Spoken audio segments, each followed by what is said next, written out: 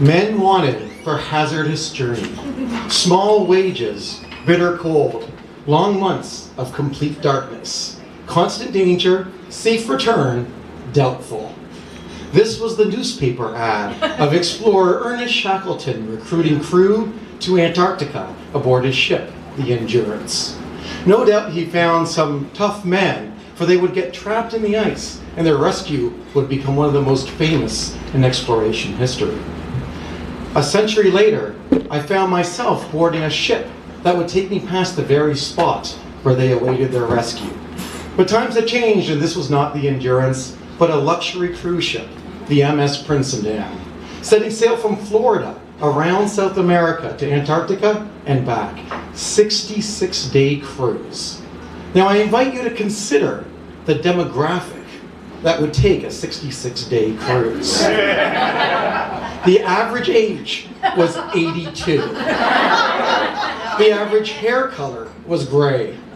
The average hometown was Palm Springs, and the average names were Bill and Barb. Now for them, this was the cruise of a lifetime. This was a chance to cross off the final location on their bucket list. Now as crew, I admit, we cracked a few jokes and were wondering if they would survive the entire cruise.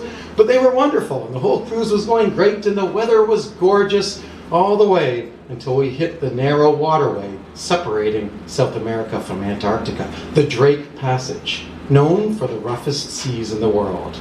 Now I had been through many storms, usually laughing and going to the crew bar to have a drink, but this time was different. The waves came crashing over the bow of the ship, water spraying, dining room dishes falling and shattering, and anything that wasn't secured toppled over. Every time we went over a wave into the valley below, I felt it in my stomach, like a roller coaster drop, followed by a bang jerking me forward each time. And our elderly passengers were tripping and stumbling as they tried to get back to their cabins, and some got terribly seasick.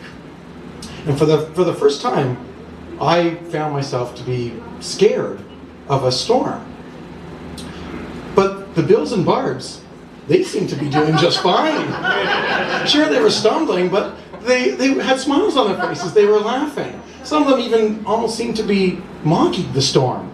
There was one fellow in a wheelchair who was flung down a spiral glass staircase, smashed through a pane of glass, brushed the shards off him, and he threw his arms up in the air and he shouted, "Is that all you got?" And we would have made it. We would have survived the waves, would have made it through the storm, had it not been for what they call a rogue wave. Now this is what was once considered maritime myth. It was essentially a double wave, and in this case measuring 20 meters, 65 feet high.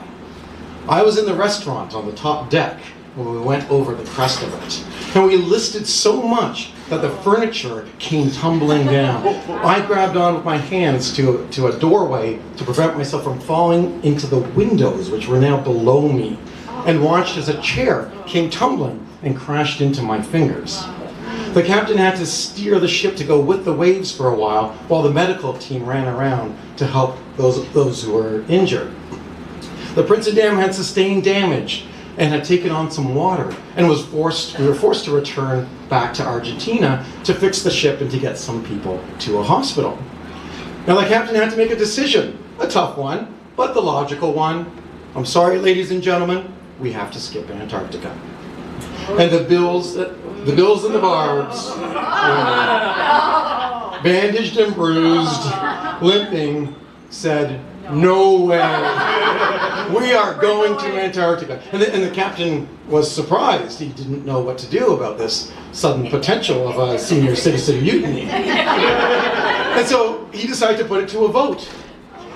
And of the 792 people aboard the Princendam, every single one of them voted to go back into the storm. The Bills and Barbs have spoken.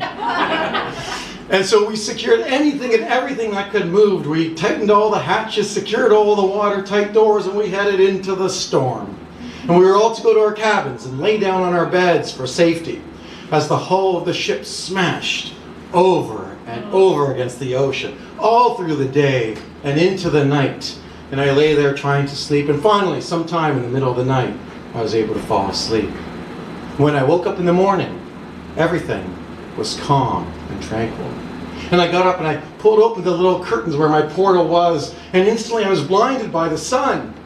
And as my eyes adjusted, I realized it wasn't the sun, but a reflection of the sun bouncing off the tallest mountains of ice I ever could have possibly imagined. Now, a century ago, the crew of the Endurance was trapped in the ice for almost 2 years. Now, no doubt, that was a tough troop. But I'm convinced that in my life, I met just as tough of a troop of people. The gray-haired senior citizens, the Bills and the Barbs of the MS Princeton.